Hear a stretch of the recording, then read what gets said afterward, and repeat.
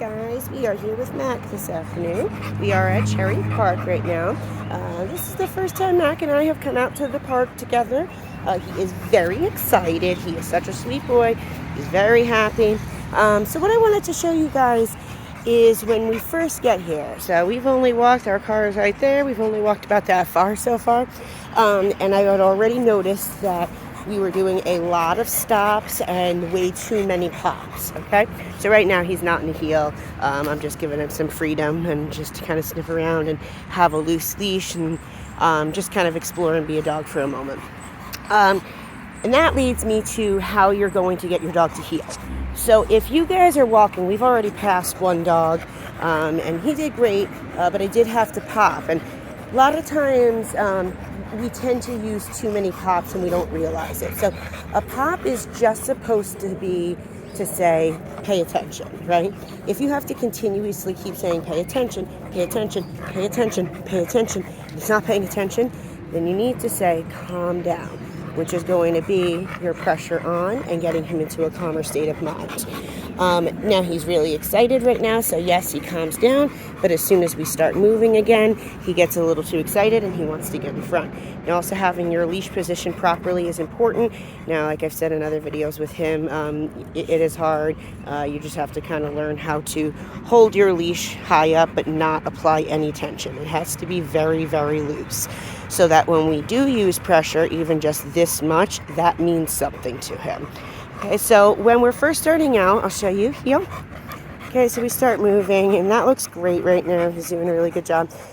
But I don't want to continuously keep saying. So like if I turn, he clearly didn't realize that I turned, right? And I also didn't clamp down on my leash and go like this and try and pull him around turns. So if you pull your dog around a turn, what you're doing then is telling them pressure means move and pressure means calm down. So that's not fair to them. So you have to learn as a handler how to use your tool correctly. And it's just that, it's a tool. You really need to be focusing on how do I get Mac to focus on me as a handler, not how do I get him to walk nicely on this tool. Right? So your tool is your seatbelt. You're driving the car. The seatbelt is just there in case you need it and when you get into an accident, right? So when we're moving, the first thing I do when we get to an exciting place is I don't continuously keep popping. If anything, we're going to stop more often. But what I actually like to do the first few steps is just like I'm showing you. I'd let them have a little bit of freedom. And then when they get in front of me, I go, Mac, yes, good job. Turn, Mac, and I'm backpedaling right now. I'm walking backwards. Right, Mac, good boy. There you go.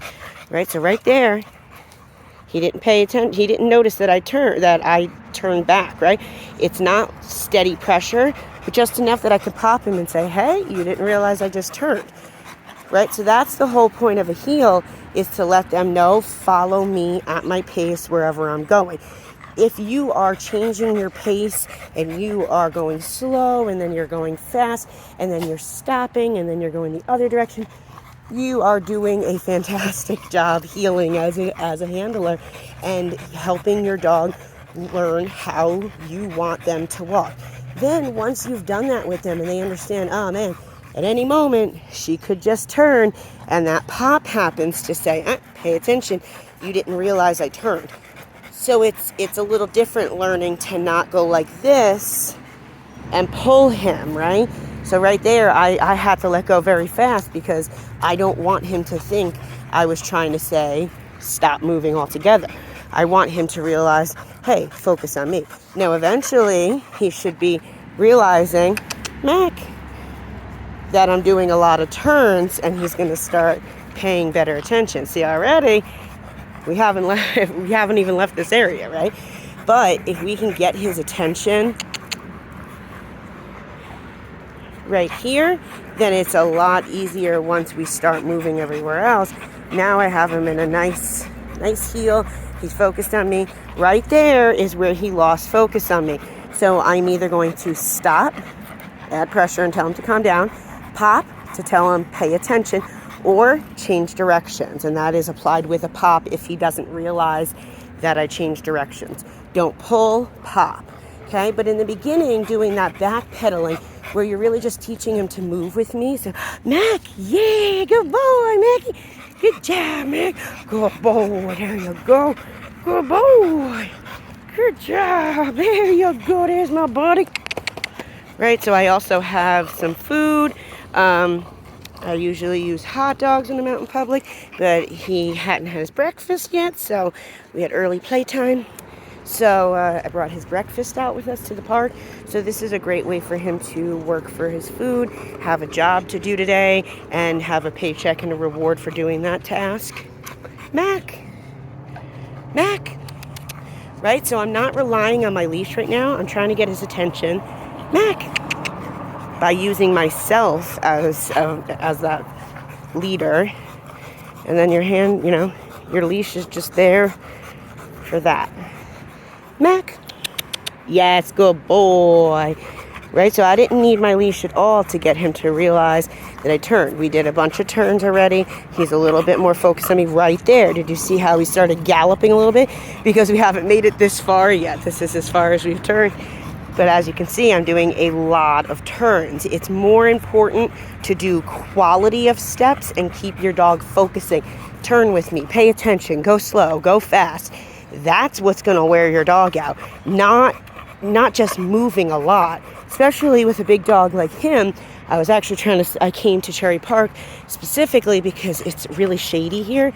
And with Mac, flat-faced dogs, they tire out and their breathing isn't as good. So especially come the summer, have to make sure you try and do these kind of tasks early in the morning with him, or when the sun starts to go down and it cools off a little bit, so that he doesn't overheat. Right, so Mac, good boy. Okay, so even there, I wasn't even going to turn. I just wanted him to come back and kind of realize. So even just passing people, right? A lot of times what people want to do is they want to clamp up on their leash, but you have to learn to just continuously be relaxed so that you have a way to communicate. Pay attention to me, right? That's all you need. Good job. He passed the other dog, no problem before. He's passing people good. Oh, he's a good boy. He's really just excited. He really loves exploring. He's happy. He's a good boy. Right, so right there, he's starting to get a little too ahead for my taste. So I don't have to turn around. You can also start doing zigzag patterns. Right? So, zig, zag, zig, zag, turn. See how I used force in that when I turned? That's good, right? See how that one was much cleaner, because already when we turned, he was focusing a lot better. He realized. So left hand turns are really good to help your dog realize, pay attention. Right hand turns are really good for your handling skills, because it's going to teach you to let this kind of rest on your fingers, so that when you go right, good boy, yeah, you have a loose leash still. And if he doesn't follow right along with you, you can use that verbal cue like I just said, Mac. And just a little pop, less is more, right? If we just teach him, that means calm down.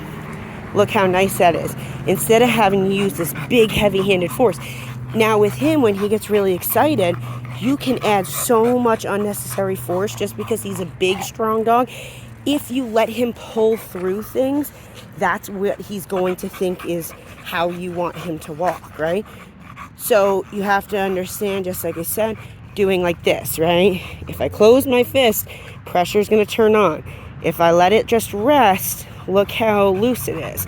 We have to give him the benefit of the doubt that he's going to follow with me, just like I said, like your seatbelt. Your seatbelt isn't tight all the time, right? It has give to it, so that when you do need it to go tight, which hopefully you don't, it works.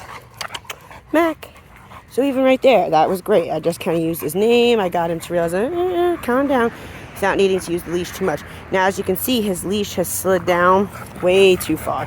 That's on his trachea now, nowhere near around his skull. So we need to stop and Fix that. Now I try and get it as high up, good boy, under his muzzle as you can, right? Right up there. And then I just go right the base of his ears. And you want to follow his little line with that little silver loop. Follow the line to his nose, and that's where your silver loop should be. And that's your safety. You're going to push it down to just right about there so that when you release tension, it doesn't fall. But you don't want it so tight that this is, see how loose this is? I have plenty of slack. It needs to be loose so that we have a pressure and release system. Okay, so we have a bike coming by. Okay. Right, so I just kept it loose. He was definitely like, what the heck is that thing? But I just gave him the benefit. I didn't tense up on that leash and tell him there's something to be nervous about, because pressure means something to him now. So I have to just give him the benefit of the doubt, be calm, and you know, as you practice this, it'll become more natural for you. That's a perfect heel. He looks beautiful right there. As soon as he gets past my knee, or if I can't make a clean left turn, so like right, he even slowed down. That was beautiful. So going slow too, like I've said in other videos, is really good for, especially for dogs like him. Again, we won't overwork him too fast, but it's also going to make him have to pay attention to you better.